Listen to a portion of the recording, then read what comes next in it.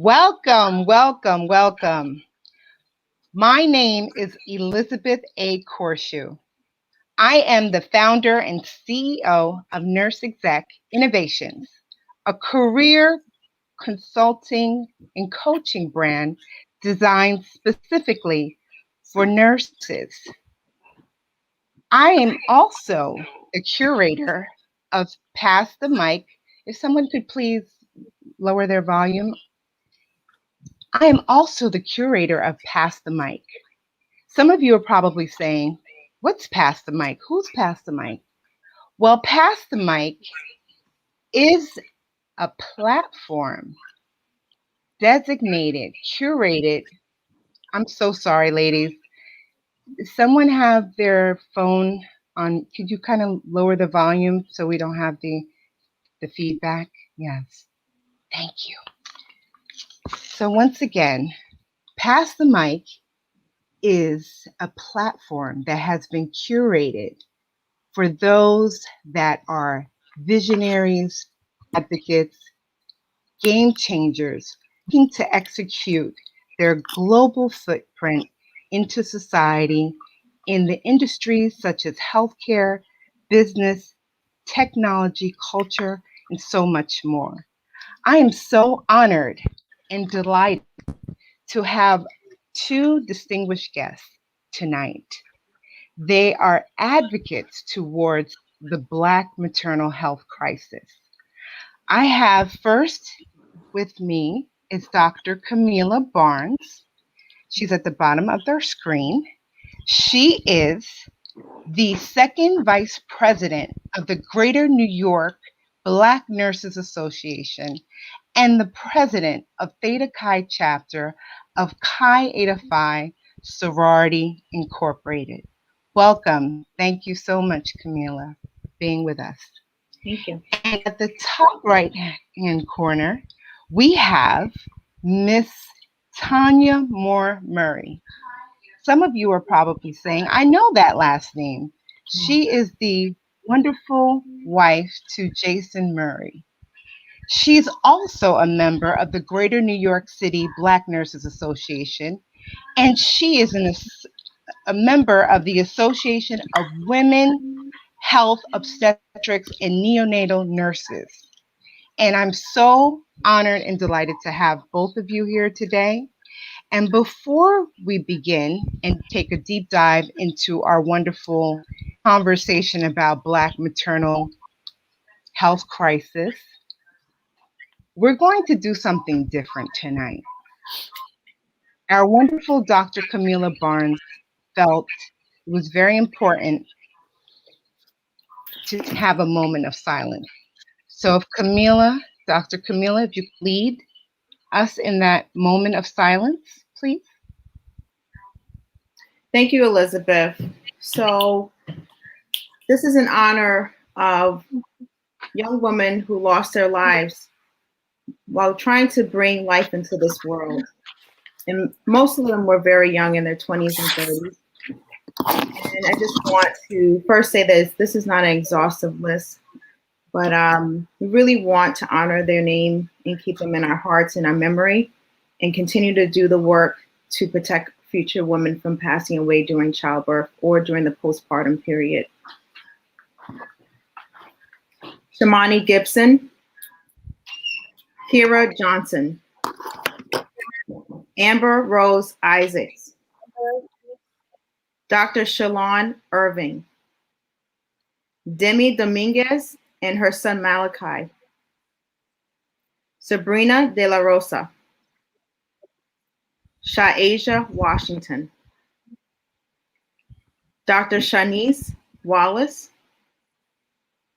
Yolanda Kadima, Tatia Odin French. Thank you so much.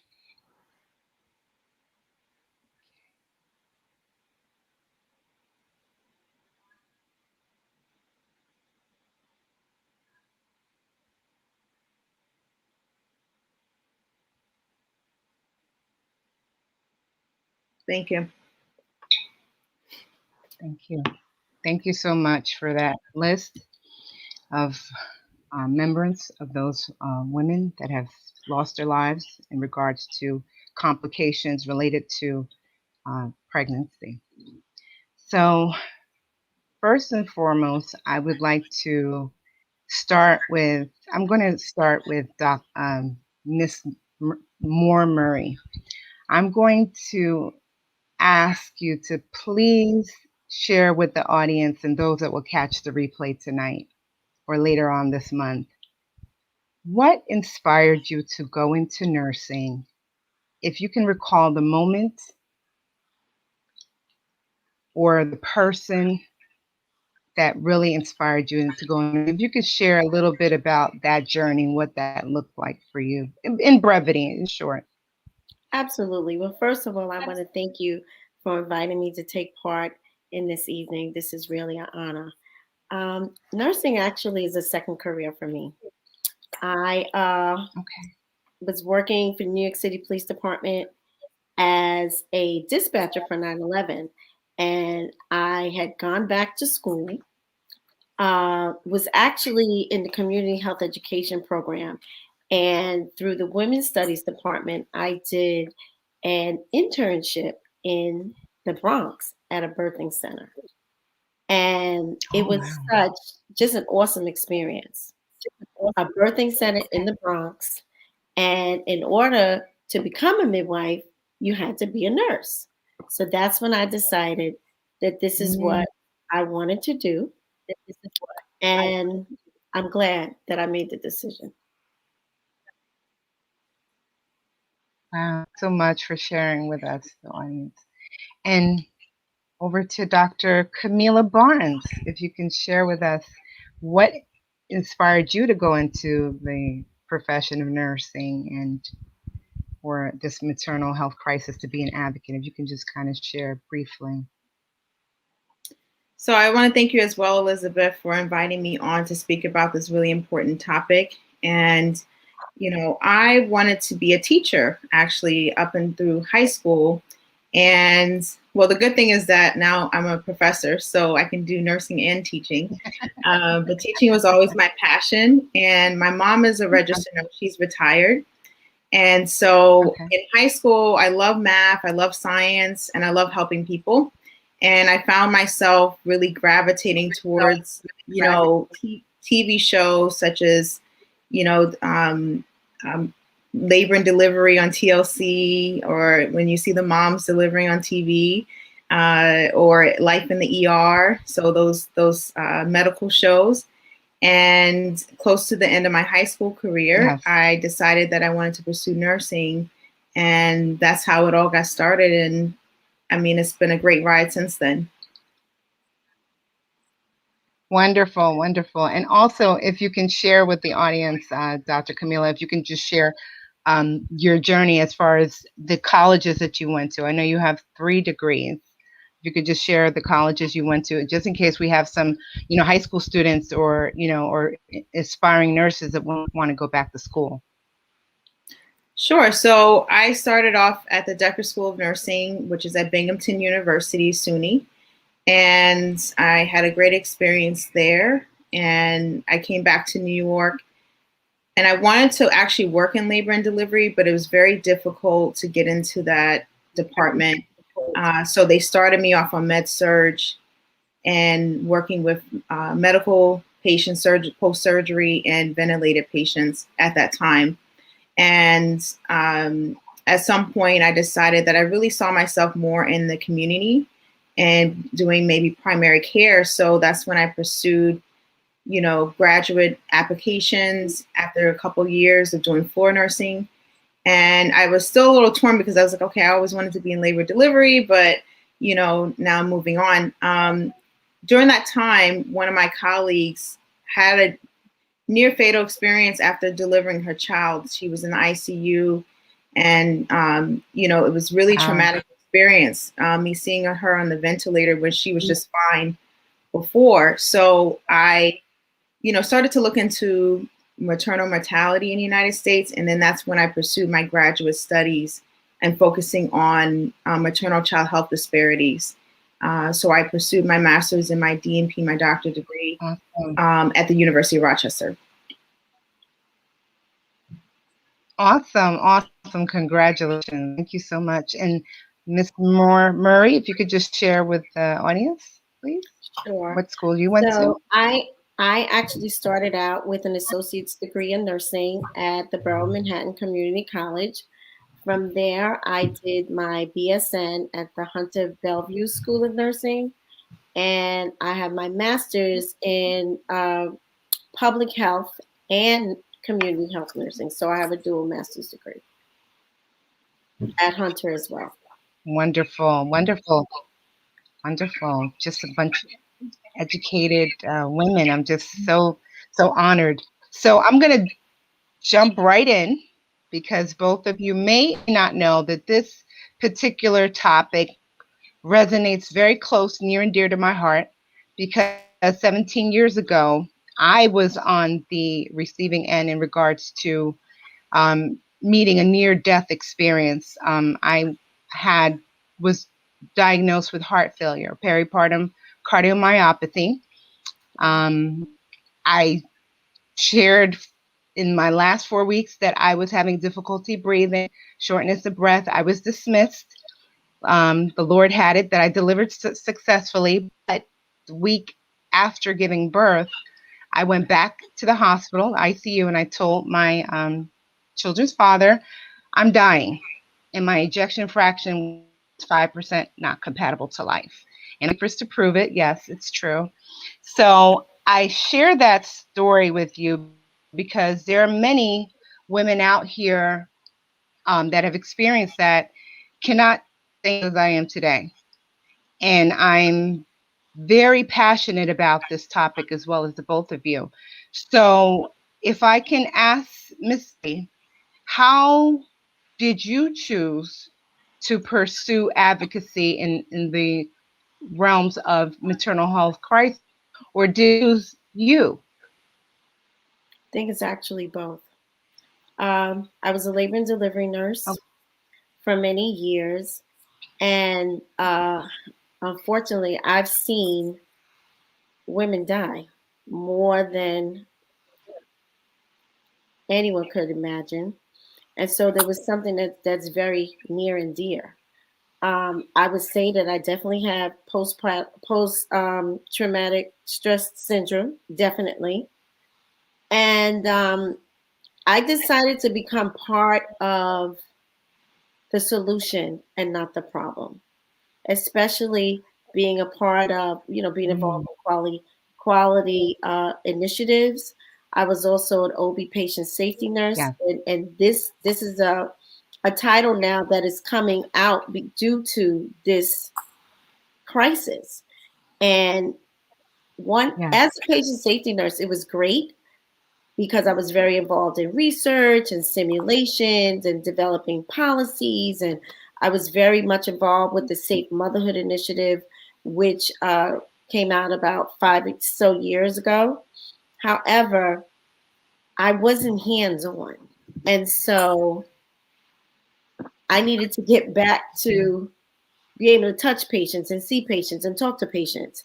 And so I actually was offered a job at the current facility where I am as the assistant director of nursing over ambulatory women's health and peds, which is the ideal job because I personally feel, and I know from seeing what has happened, that it's important for our women to be educated from the first time they walk in the door.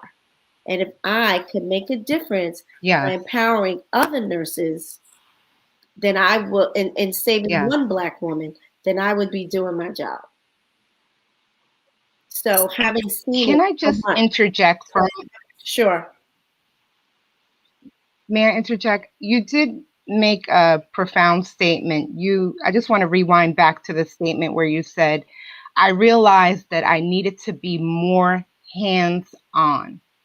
And that is such a very vital piece that we as nurses at some point in our career needs to understand. We need to be hands on to be able to apply not only the theoretical knowledge but into the clinical aspect. So can you just kind of share where you felt or what made you have that aha moment? Because some people feel that they need to just they don't need to have the hands-on experience. So I'm just curious to know what made you realize that you needed that hands-on. I think well, first of all, I think it has a lot to do with my personality, right? That's number one. But again, being in the position that I was in, and I just felt so restricted. I felt restricted because in that facility, because I was a manager, if there was a patient that needed to be put on the monitor, that, I wasn't allowed to do that. Or, if I needed to jump into an emergency, I wasn't allowed to do it because I was the manager. And so I'm in a position now where I call the shot.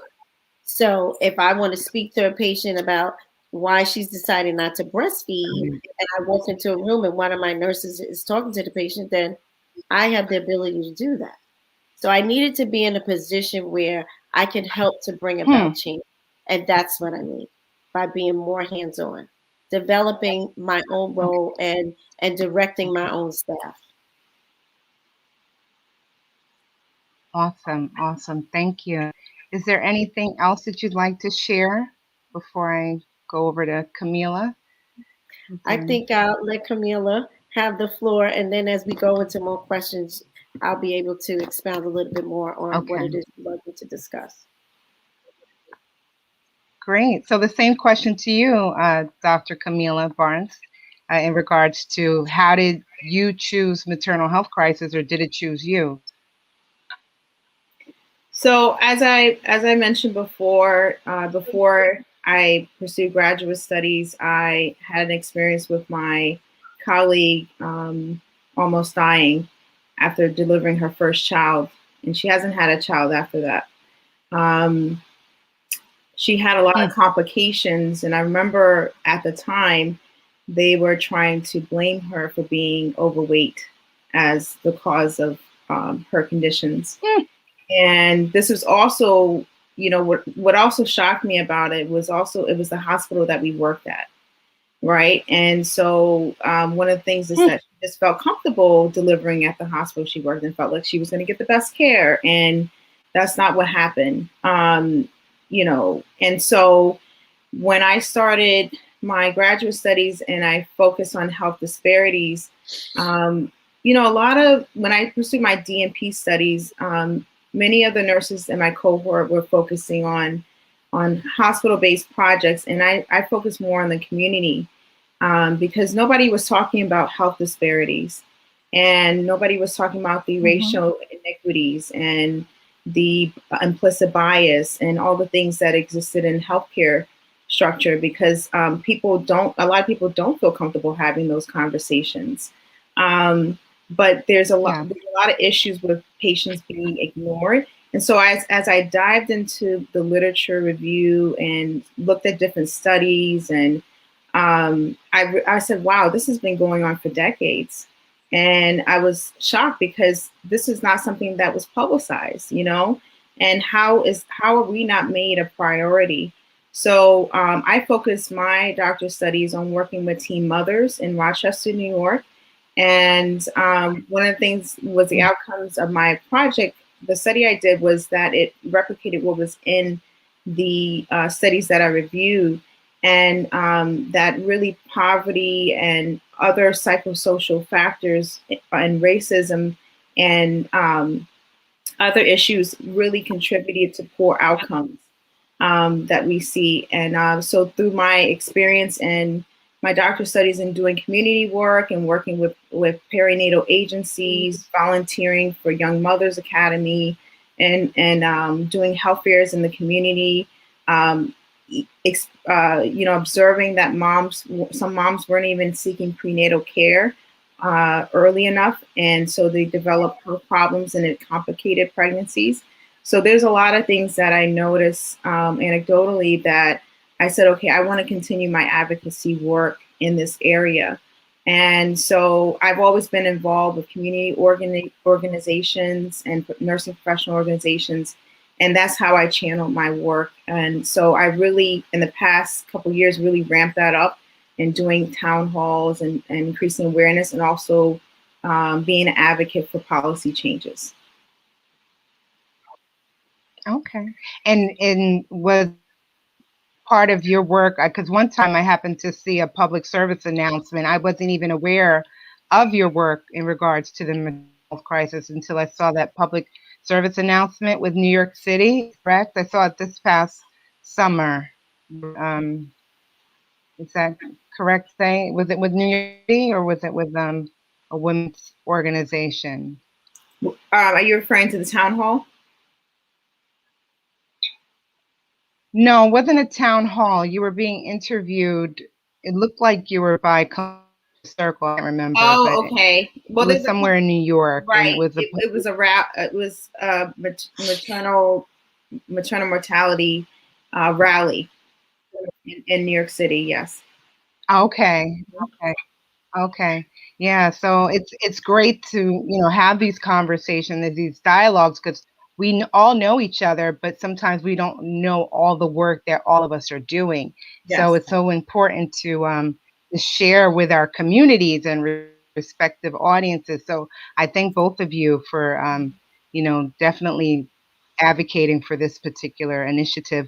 So in regards to racism, I know we're we don't feel comfortable with, but some of our counterparts in the healthcare field may feel uncomfortable.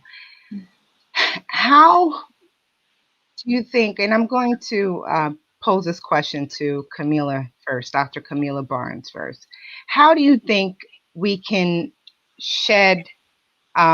apply the justice lens to the health crisis and improving awareness or calling, you know, colleagues out on behaviors and so forth? For example, I'm going to give myself as an example. I'm 30-year-old nurse who worked in the trauma ICU, knows what cardiac heart looks like, has monitored cardiac output, has seen patients on the vent, knows the ejection fractions when they're not doing well, and so forth. And I'm telling a colleague who's my OBGYN perinatologist that I'm failure.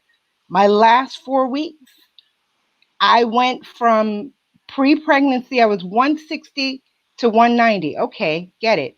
But in the last 4 weeks of my pregnancy, I went from 190 to 250. I'm telling you, in 1 week's time, you're not supposed to gain 10 pounds in a 1 week period.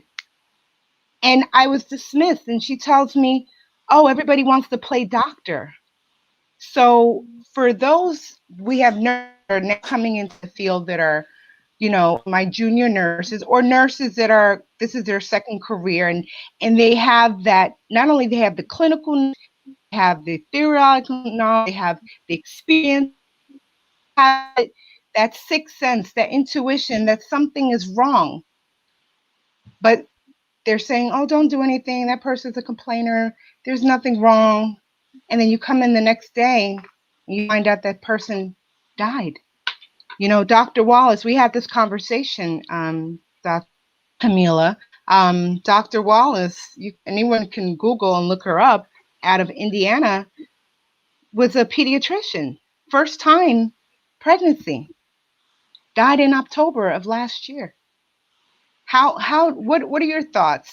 Of course, we're not going to have the day on this 1 hour live, but what are your thoughts in regards to having that dialogue with our healthcare professionals that are non-Black?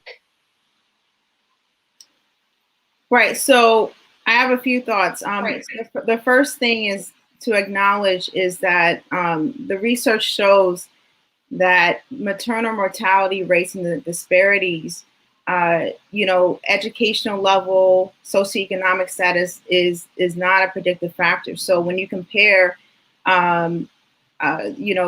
Black women with a graduate education and higher income to those who have a high school degree or living in poverty, there's not much of a difference in the rates of maternal mortality. So in other words, all of us are vulnerable to be in a position where we could die during childbirth. And our rates on Black women in the United States, our rates of maternal mortality is worse than in some developed countries.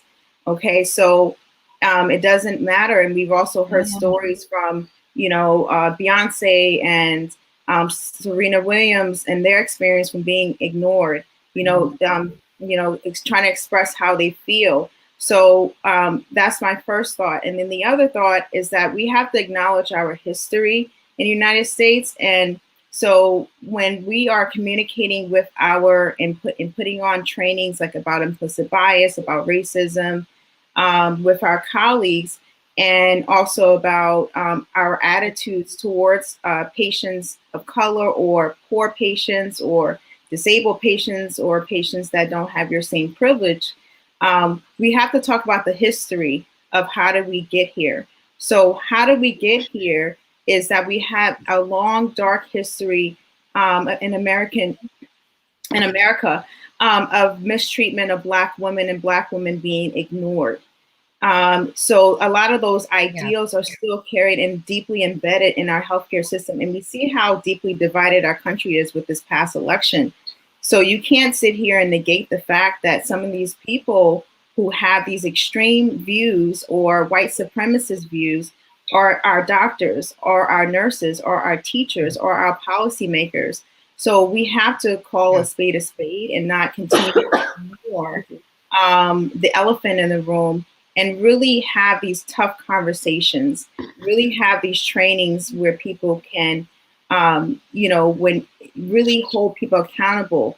And we all have bias, right? We all have a little bit of bias, but some people have extreme bias and extreme views that they do not care for people who are don't look like them or don't have the same class or same insurance status.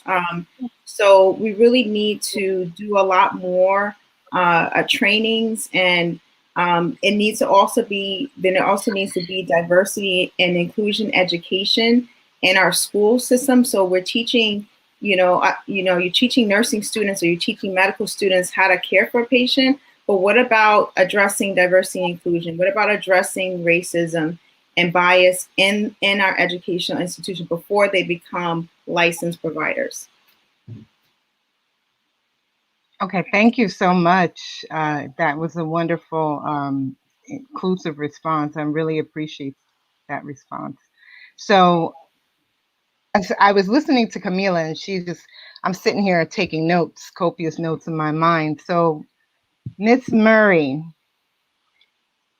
I know this is kind of off the topic, off the grid, but you did mention earlier that you're in a position of leadership, and I'm just curious, as we're talking about diversity and inclusion, when you're looking to hire nurses in your particular field, OB, maternal child health, do you look to hire nurses that are reflective of the population, or to get someone that can communicate? Because I know that was one of the things, I always looked at, whether I was an education specialist, whether I was in director level, always looking to really shift that narrative so that way there could be a better outcome. I'm just curious as to what your thoughts are in regards to having that difficult dialogue with people that are non-Blacks, and how do you help to provide some type of a solution in regards to shift the narrative in regards to staff So to be reflective of our question, population? as someone who does hire people, I definitely look at that. With my nursing staff, I actually have a rainbow.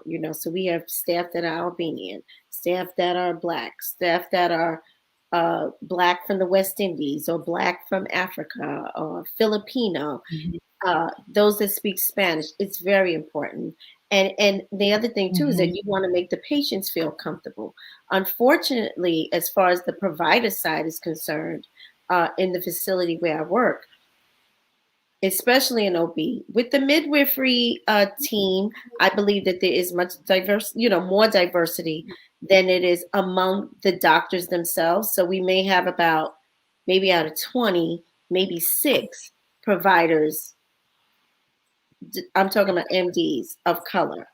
Um, the good thing is, I would say the great thing, we just had a new vice chair of color that was hired, and we do have a female chairwoman. So I think that things are beginning to turn, and we've had conversations about this.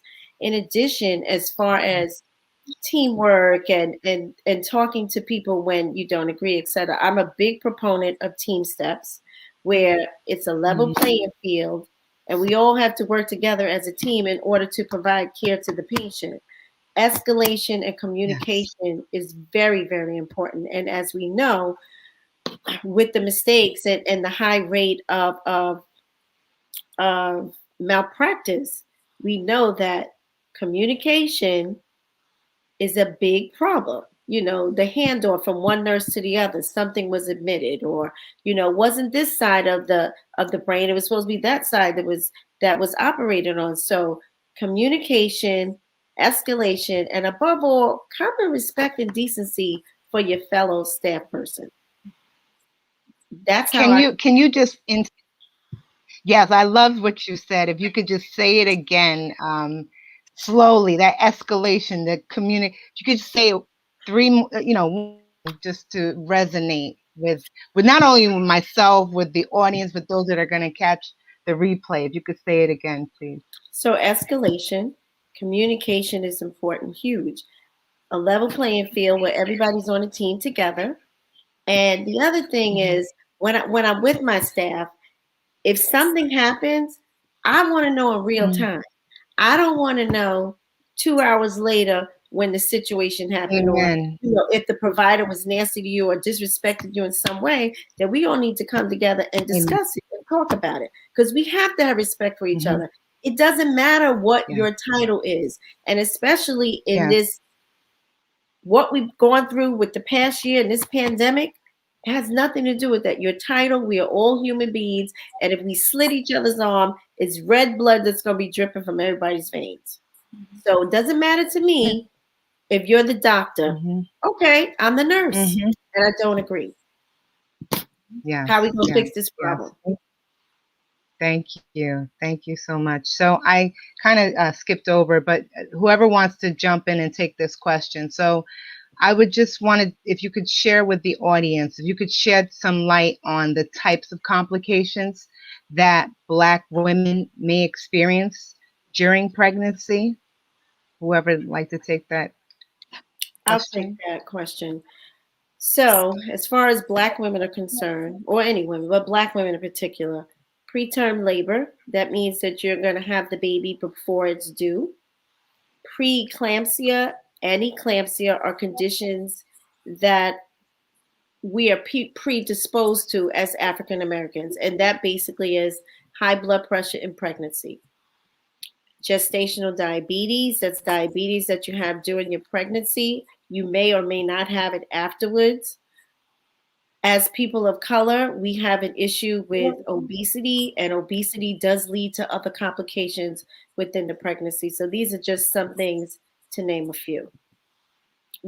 Sometimes with obesity, we may have, we have a high C-section rate anyway in this country, but it appears as though sometimes with people that have complications, they are at higher risk for having C-sections. And C-sections do lead to hemorrhage, which can, of course, lead to maternal death or mortality issues. Okay. All right. Thank you so much. Is there anything that you'd like to share, Dr. Kamila Barnes, before I move on? No, I think she hit the nail on the head, and just the names that I mentioned earlier, women who passed away, they passed away from those complications of those conditions: preeclampsia, postpartum hemorrhage, pulmonary embolism, and those were actually most, I would say almost all. Okay. So just one of the things that I was researching, and I've been, like I said, over the years, I've been looking at different literature and things like that. And I recently saw, I don't know if you're both of you are familiar with the campaign that was established by the CDC, which is called Hear Her, which talks about basically learning how to identify signs or symptoms of any particular complication that, if they're having shortness of breath, chest tightness, basically raising awareness about, there are complications that can lead to, during pregnancy, and to take that person's concern seriously. Or did either of you ever hear of the CDC Hear Her campaign before? This is the first time you're hearing it? I haven't heard of that campaign. I heard of others, I but didn't not hear. Okay. this one in particular. Right Oh, now. okay. Yeah, I thought it was quite interesting because, like I said, 17 years ago when I gave birth to my twins, I remember feeling very frustrated and feeling very alone at the time, because of the fact that there, I felt like there was no one to talk to. But it's great to see how, both of you are doing all this wonderful work, phenomenal work in the state of New York, in your respective communities. And also, as you said, Kamila, you mentioned about that Black women are 3 to 4 times most likely to have, pregnant related complication or near death or die. So I also would like to know, if there's anything particular, a particular story that resonates to either one of you during your experience and your nurse experience in regards to maternal child health, in regards to either racial disparity or, having an episode. If you could just share with anybody, share with the audience and myself, was there any particular experience that you would like to share with the audience that, just to shed some light in regards to the seriousness of this particular topic? I'd like to share.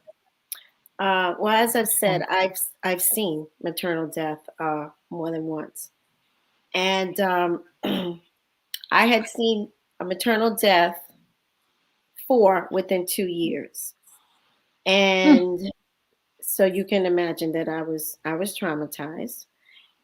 And right after that, our oldest daughter became pregnant, and Oh, wow. I was happy, of course, but at the same time, so afraid.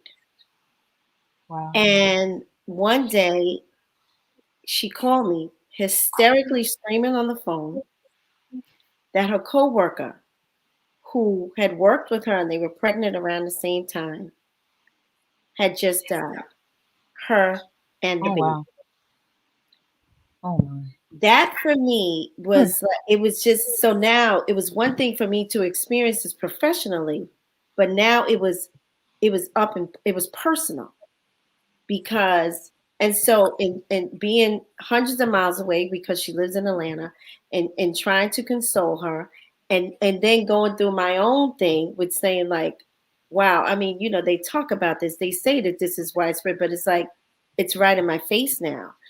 And so Yes. as it turns out, so of course she was very distraught. And then going through the pregnancy, she was overdue. And so I flew to Atlanta. And when I got off Oh, the wow. plane, I looked at her and I said, she's gonna have a section because her belly was still high. And I guess, from doing what I do for all these years, you just know. And as it happened, she was induced. And it was decided that she had to have a C-section. And I had actually gone to get some tea. And when I came back, they were like ready to roll out the room. And when she left that room, I was hysterical. I was Oh, so wow. afraid because of what I'd seen, what I experienced, and just saying, oh my God, like, just let my child be okay. And then, Oh, I my mean, like I gosh. said, there's other experience, but then there was another experience that I had where I kind of was like, on the other side. So my role was the patient safety, OB patient safety specialist. And we had a mom who had been admitted in antepartum, and a water broke. The baby was about maybe 23, 24 weeks. Long story short, the baby died because of this infection mom had. And so it was determined that they were going to bring her to the labor floor and she was going to be induced to deliver this fetus. And basically, in a matter of an hour, thing just went south. The mom was rushed into the ER. She was becoming, rather the OR, she was becoming unresponsive. And a long story short, mom ended up dying too. And so it just happened so quickly. Excuse me. Yeah. So now in this role of mine, not only I wasn't the nurse that took care of the mom. I was now the patient safety nurse for OB. So it was the job of myself, the attending physician, and the nurse manager of the unit to now go and speak to this family. And it was just a horrible, horrible, horrible feeling to be on the team or seen as one of the team that helped to kill this woman. And you can't imagine the feeling and the guilt and the nightmares and the dreams. It was terrible. But again, that is when I decided those moments in that role is what made me say, I need to be part of the solution and not part of this problem. Yes. So those are just two of a few things that I can tell you about. Wow, thank you so much. And as you were sharing, I'm sitting here thinking more and more, how can we, we're all three of us are problem solvers. We want to get a solution. So Kamila, in regards to ways to engage nursing students in regards to, different topics, different initiatives, are these conversations that you have with students that show interest in the maternal child health nursing aspect? Do you have the conversations about how you are, an advocate, or you're very passionate about, combating health disparities? What are your conversations with your students? Absolutely. So I'm a professor, and one of the courses I teach is policy for undergrad nursing students, and I also teach specialization courses for nurse practitioner students on the graduate level. So I take any and every opportunity to discuss social determinants of health and how that impacts health outcomes, and also the pressing issues regarding Black maternal mortality. And I talk about, what are some of the causes of it? What are some of the things that they can do as nursing students or nurse practitioner students to be involved with advocacy and change?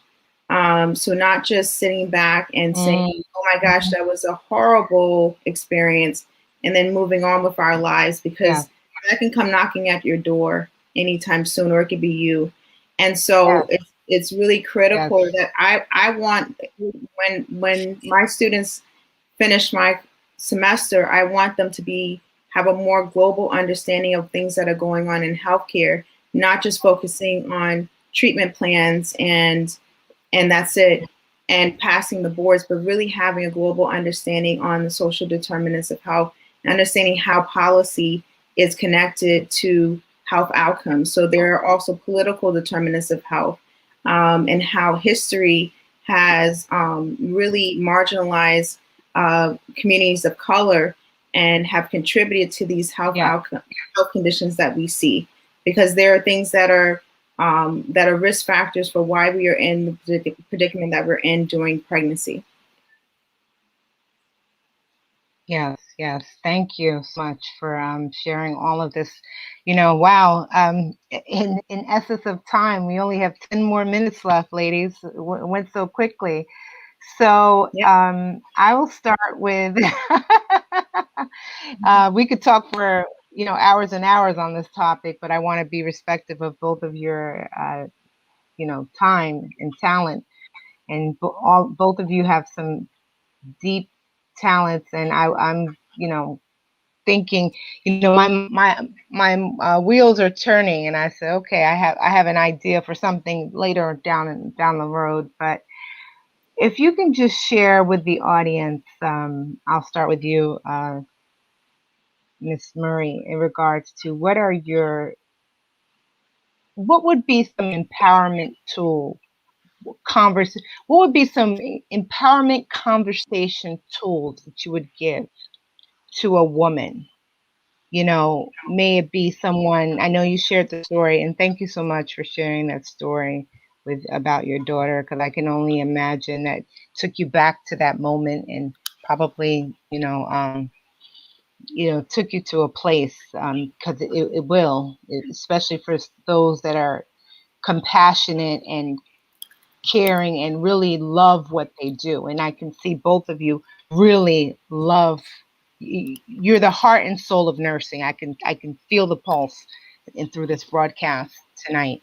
So, what empowerment conversation tools would you give, whether it's a person that was 30 years old like myself at that time, or it's a first time mom, maybe 45, 50, 19, 16, what would be your conversational empowerment tools to have with a healthcare professional that seems to be dismissive of symptoms that they're experiencing, whether it be, I'm having, doc, I'm having shortness of breath, I'm having chest pain, I'm bleeding a little bit more than usual, and you are the nurse and you're hearing this. What empowerment tools, conversation tools would you have? I'll start with you, Miss Murray. So it's a few things that you said. So I think initially, just as far as patients are concerned, if you are pregnant, it is important, number one, that you eat properly, you get the rest that you're supposed to get, you find a provider, and you can interview providers, because my daughter did when she was pregnant. You don't have to just take the first person you see, or go to the first person you see. In addition to that, it's important to be educated about what it is that you're going through. Read about the thing. I mean, everybody has smartphones, everyone has access to the internet. So it's important that you look at what it is that you're going through, if you have questions, et cetera, et cetera. In addition to that, it's important that you have continuity. If you decide on somebody that you like and you stick with that person, then make sure you go to your appointments, make sure you stay on top of your stuff. When my niece was pregnant, again, with all this fear that I have, and she was, becoming a little preeclamptic, I said, you have a smartphone. Every time you go to what was your blood pressure? Log your blood pressure. When they say your blood pressure is 130 over 80 and the next time it's 140 over 90, well, what happened? Why is there an increase? Ask questions. Write things down if you have to. Ask questions. If you're not getting the answers that you need, then you need to find out who their boss is and how do you escalate to someone else. Again, escalation can happen with anyone. Never take, if you're not comfortable with what somebody is saying, go on to the next. Hmm. As far as nurses are concerned, um, I think it's important that you know your craft. If you're a nurse that's in OB, like for instance, I have certifications in obstetrics, right? Mhm, Two. mhm, mhm, And mhm, so mhm. by me knowing my craft and knowing what it is that I'm talking about, people will respect you. When you're educated and you know what Yes, you're talking about, then they'll yes. take what you say and say, well, maybe she's right. And as a nurse, and I Hmm. and I listen, Mhm. I've experienced, so I can tell you. I mean, as a nurse on L&D initially, I definitely felt intimidated because there was some days I would go to work and I was a nervous wreck because anything can happen at the snap of a finger. Everything could be fine, and then, excuse my French, all hell could break loose. Mm-hmm. As you know, right? And so, but again, when you know your stuff, you're not going to be intimidated by what somebody says. And if you don't agree with that person, you bump it up. You bump it up. Yeah. You bump it Yeah. up.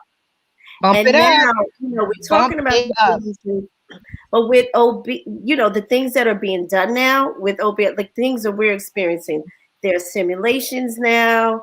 There are massive, policies in place, massive transfusion protocols in place, initiatives. I mean, not too long ago, we actually had a woman that had a cardiac arrest.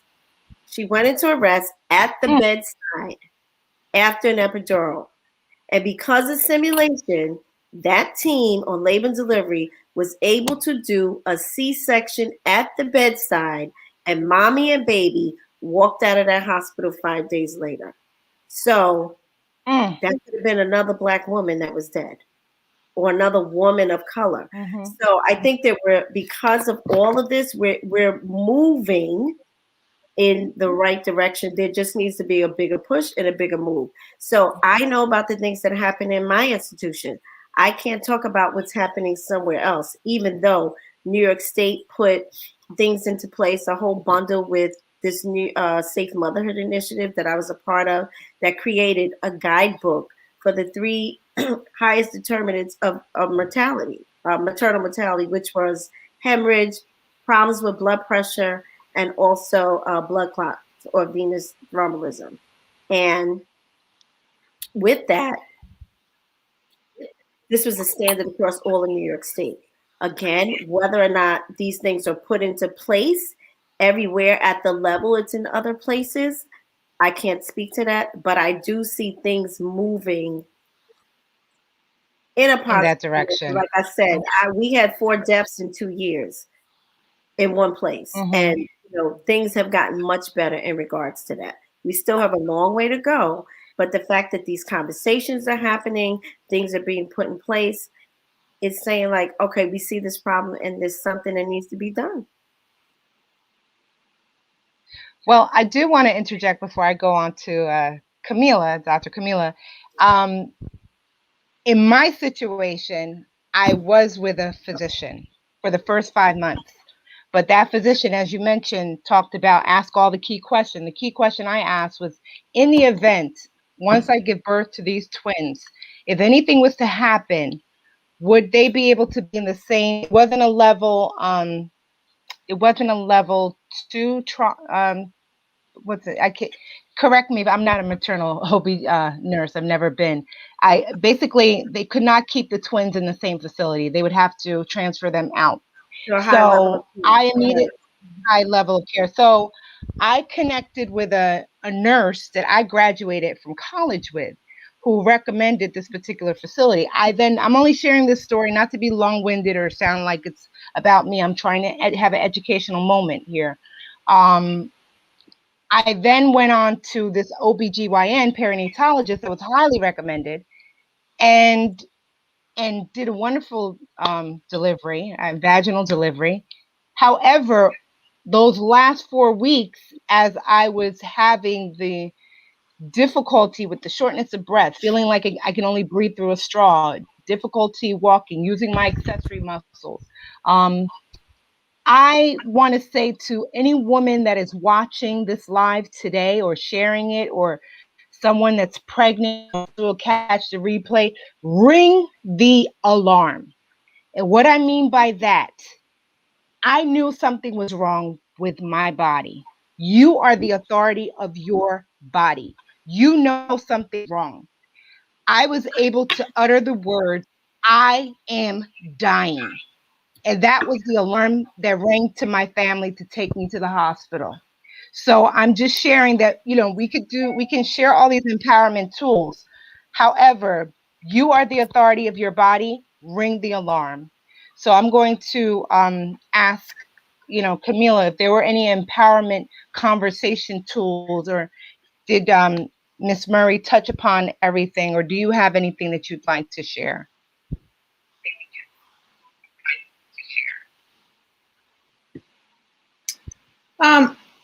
I think Tanya touched on all the tools, but I would just also add that, before Amber Rose passed away, her last tweet was how she knew something was wrong, and that once she had a baby, she was going to, really talk about the unfair treatment that she received, which coincided with the pandemic started.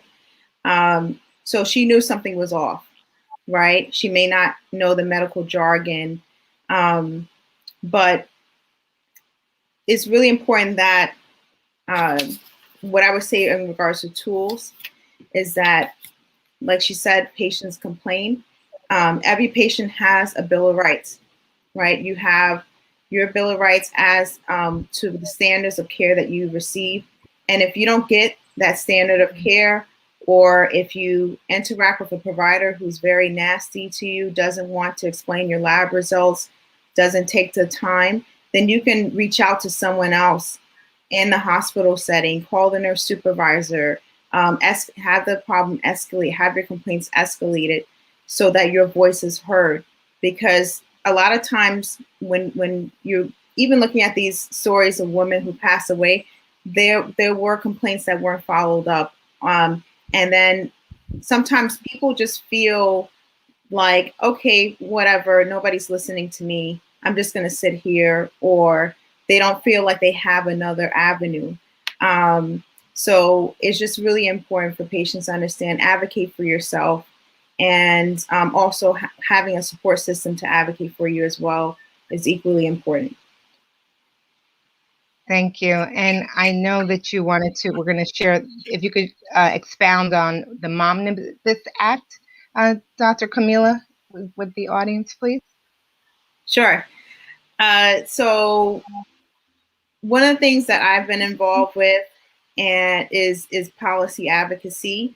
And the first thing I want to say is that anybody can advocate for policy changes. So you do not, I think when sometimes when people think of policy, they think that you have to know someone or have some sort of status, in order to influence policy changes. Anybody can influence policy change. So what does that look like? That could be writing a letter to your local political leader, whether it's your councilman or your mayor or your senator, making phone calls. We've seen this with Mothers Against Drunk Driving. They form a coalition because they've all lost their child to a drunk driver, and they get together and they've made some significant changes. So the same thing can happen in maternal care. So not waiting for somebody to die in order to advocate for policy change, even near miss experiences, saying that should not have happened, and pressing on and not just complaining when things are happening and then go on deaf ears, but following through and making sure policy changes are made. So I just want to start off by saying anybody can influence policy. And so you can use your voting power and you can use your voice to influence policy. But in regards to yes. Okay, I'm sorry. Can you just say those two V's nice and loud? If you could say those last two V's that you just said over. You use your V and your V. Voice. Yes, you can use your voice and your voting power. And yes, not just not every 4 years, but every single opportunity. Exactly. Like right now in my district, the council is up for special elections this month. So getting involved and if you don't know who your political leaders are, everything is online. Just like Tanya said, everybody has a smartphone. Google it. Those are really important. And political leaders also do have town halls that is open to the community. And it is important to say this is what's going on in the healthcare arena, because they don't always know every single thing, right? So we educate our legislators about what's going on and what's important to us. But in regards to the Black Maternal Health Momnibus Act of 2020, this is an act that is a bipartisan legislation. So what that means is bipartisan is actually a good thing. That means that both parties are collectively coming together for the greater good on a policy that is going to improve health outcomes. And so this Momnibus Act, the reason why it's called Momnibus, because omnibus means a collection of bills. So this is a collection of almost a dozen bills, and mom because Momnibus, because it focuses on maternal health. And this is to address the deplorable health disparities in regards to Black women dying during childbirth. And especially as a developed nation, we're worse than other nations, and we're supposed to have the best healthcare system. So Lauren Underwood is a nurse, a congresswoman from Illinois, and a soar. Yes, and she's the sponsor on this act, and there are about 70 plus co-sponsors for this. And one of the acts is actually, like I said, it's about a dozen bills. One of the acts is the Kira Johnson Act that's going to focus on investing in community-based organizations. Also, that hospitals have a compliance officer, maternity compliance officer, that can hear patients' complaints. So that's really important as well, because we want people to know that they have support if things don't go right. And so the act also addresses social determinants of health, provides funding to diversify the perinatal workforce, improve data collection and surveillance, address support for women who are dealing with mental health issues, address how inmates are treated. You have Black people who have delivered in their cell and don't receive care for hours, or who are shackled to their bed while they're delivering. Really deplorable care in the prison system, and not also getting healthy nutrition, because healthy nutrition, we know, promotes healthy outcomes during pregnancy. So it addresses a lot of different things. I mean, it's a long bill. You can go on the website and read more about it. But how do we get people to, how do we get this bill passed? Is that we need to put pressure on our legislators to support and sponsor the bill. And I'm a member, as already mentioned, of the Greater New York City Black Nurses Association. I'm the second vice president of that chapter. And every year, the National Black Nursing Black Nurses Association has a policy day on the Capitol Hill. And every year we talk to our legislators and our political leaders about this issue with Black maternal mortality, and we speak to them about the Momnibus Act.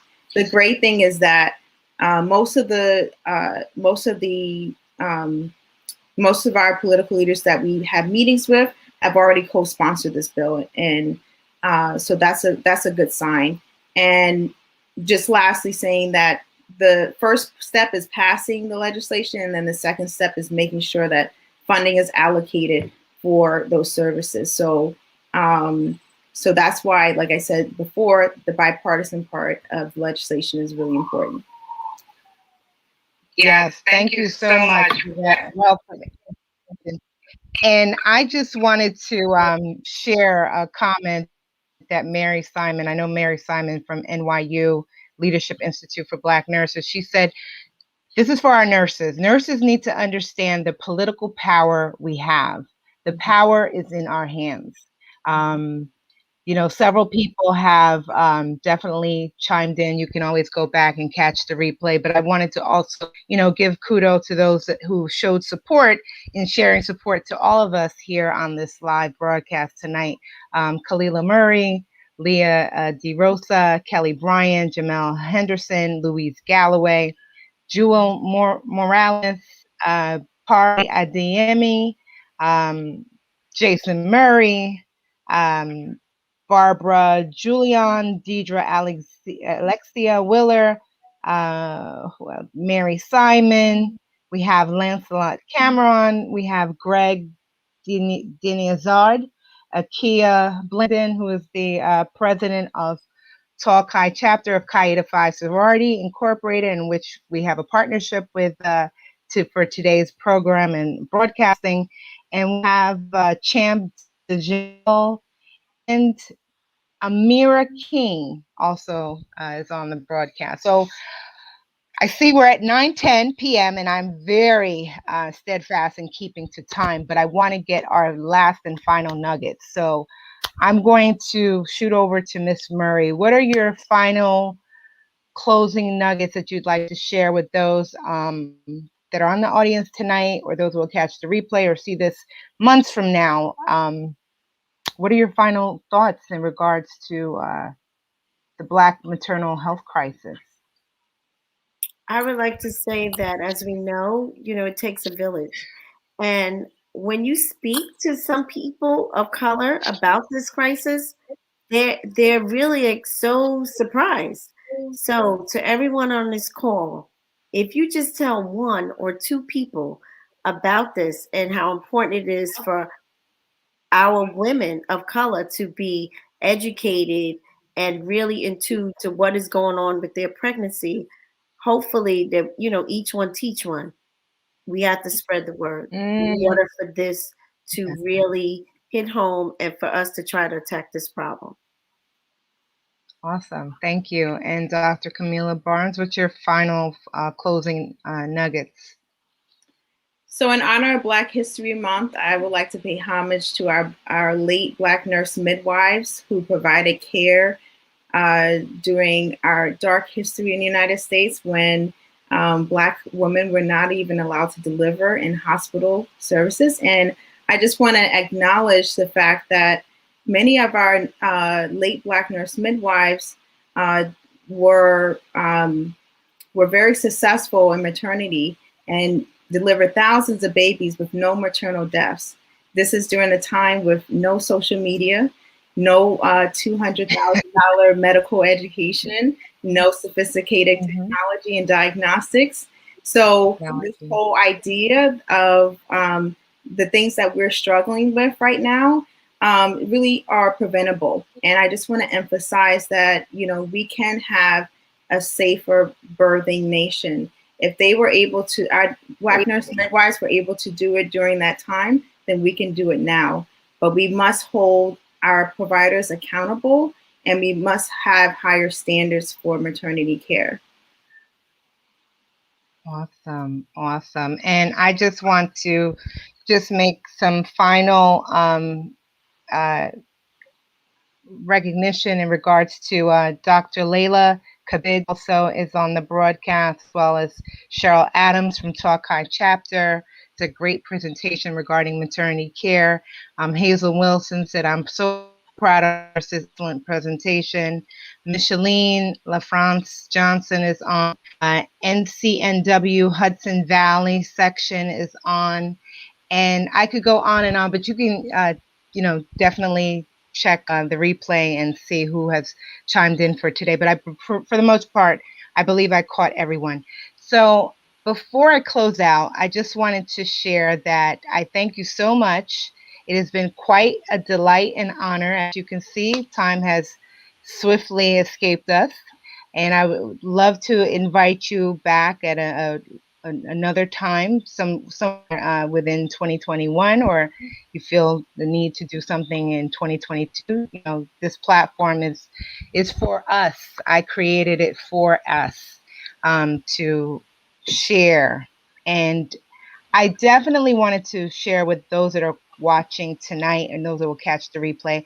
I do have an ebook that has been a free ebook that has been created in regards to this maternal health crisis topic tonight. And those that are interested, please feel free to always either DM, inbox me at Nurse Exec Innovations or Elizabeth Corshu for that free ebook if you're interested, or someone that would be interested to get an ebook in regards to maternal health crisis, or I also have a ebook for heart failure.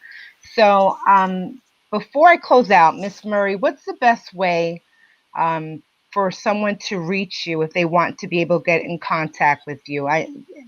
Whatever is the best way, email, telephone number, what's best, your preferred, or is it social media? To be honest with you, email or text. So email is TMM, like Murray, 325 at yahoo.com.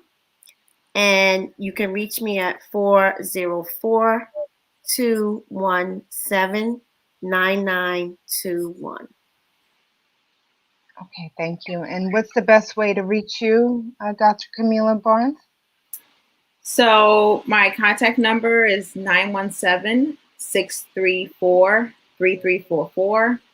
And my email address is kbarnes, KBARNES, at bhapro.com, which is also my website, www.bhapro.com.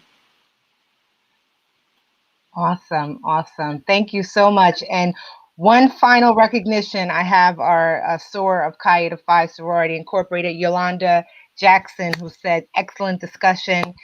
Tanya and Dr. Kamila, thank you. And like I said, feel free to look at all the wonderful comments.